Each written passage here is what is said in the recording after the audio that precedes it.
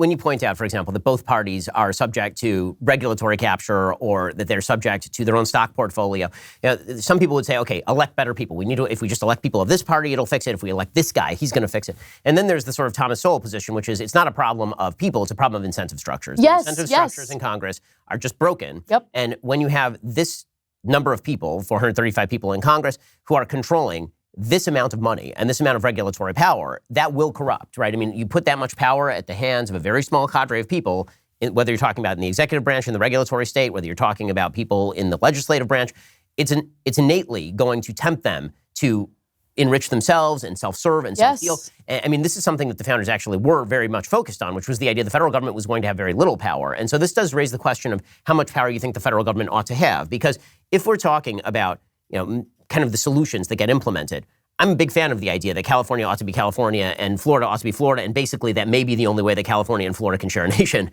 is if they are allowed to do what they want in their own particular purviews. But we, because of nationalized social media, and because of the amount of power that's in the federal government, we focus in on the federal government. That means that we care deeply about what happens on the federal level every single day.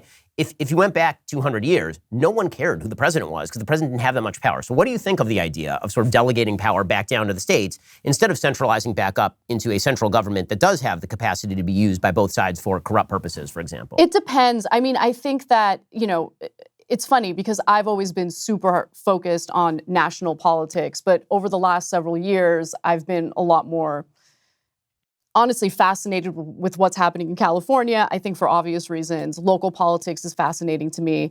And in terms of what impacts my day-to-day life, I've realized that these local decisions have more of an impact than what's happening on a federal level. There's a lot of gridlock and a lot of nonsense happening on a federal level. So I think that's part of the reason why it's not coming down to impact our lives on a daily basis. I think the federal government should be tasked with important regulations to protect the consumer because greed is a thing, okay? The fiduciary responsibility to shareholders is real.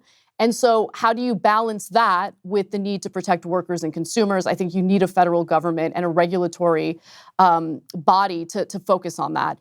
When it comes to civil rights, you need that protection on a federal level. You can't just leave it to the states. You don't want one state to say, nah, we're not into interracial marriage. We're going to ban that. Or we don't want to, have equal rights based on, or equal rights for everyone.